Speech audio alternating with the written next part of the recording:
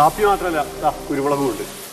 കുരുമുളക് പല പല പ്രോസസ്സ് കഴിഞ്ഞിട്ടാണ് നല്ല വിധത്തിൽ ക്വാളിറ്റി തന്നെയാണ് മെയിൻറ്റെയിൻ ചെയ്യുന്നത് ഇവിടെ. ഷാൻ ചേച്ചി, കുറെ കാലമായി ഈ കുരുമുളക് ഇങ്ങനെ ഏർപ്പാടായി തുടങ്ങിയിട്ടല്ലേ?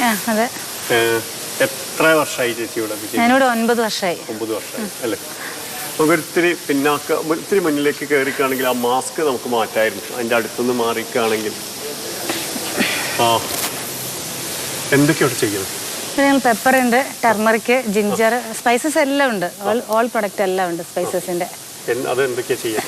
ജിഞ്ചർ ആണെങ്കിൽ നമ്മളത് വാഷ് ചെയ്ത് സ്ലൈസ് ചെയ്ത് അത് ഡ്രൈ ചെയ്ത് പിന്നെ അത് നമ്മൾ സോട്ട് ചെയ്ത് അതിൽ പൊടികളെല്ലാം കളഞ്ഞ് നല്ല ക്വാളിറ്റിയോടെ നമ്മളത് പേപ്പർ ബാഗിൽ പാക്ക് ചെയ്യും. പേപ്പർ ബാഗിൽ ലൈനർ ഇട്ട് അതിനകത്ത് പാക്ക് ചെയ്യും.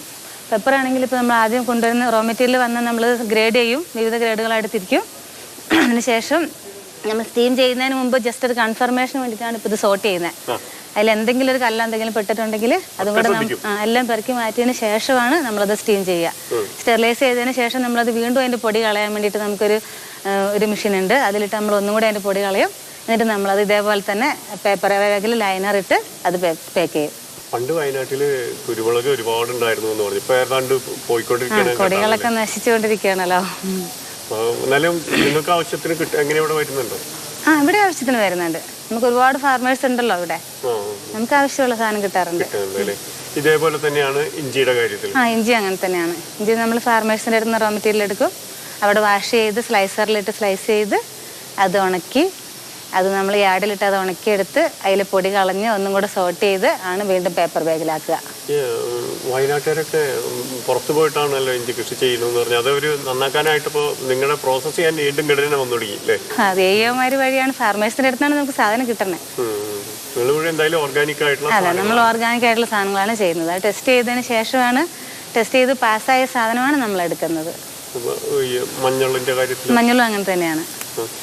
ഏറ്റവും കൂടുതൽ വരുന്നത് പെപ്പറും ജിഞ്ചറും ടർമറിക്കും, അത് മൂന്നുമാണ്. എല്ലാം നിങ്ങൾ ഇതുപോലെ പ്രോസസ് ചെയ്ത്? എല്ലാം ഇതുപോലെ തന്നെ പ്രോസസ് ചെയ്തതിന് ശേഷം മാത്രമാണ് പാക്ക് ചെയ്യുക.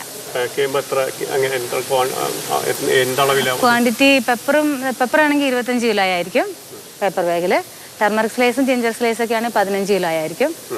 അതിന് നമുക്ക് അതിന് വെയിറ്റ് കുറവാണല്ലോ, അപ്പം അങ്ങനെയാണ് അത് ചെയ്യുക. പെപ്പർ 25 കിലോ ആയാണ് ചെയ്യുക. ഇവിടെ ഞങ്ങൾ 45 സ്റ്റാഫ് ഉണ്ട്, ലേഡീസ് മാത്രം.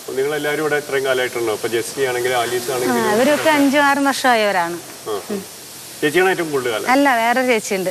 കമ്പനി തുടങ്ങിയപ്പോൾ തൊട്ടുള്ളവർ വേറെ ഉണ്ട്, 2-3 പേരുണ്ട്. കൂടുതൽ കർഷകരിലേക്ക് എത്തുന്നു, ഒപ്പം ഉൽപ്പന്നങ്ങൾക്ക് വില കിട്ടും എന്ന് ഉറപ്പാക്കുന്നു. ക്വാളിറ്റി അഷ്വർ ചെയ്യുന്നു.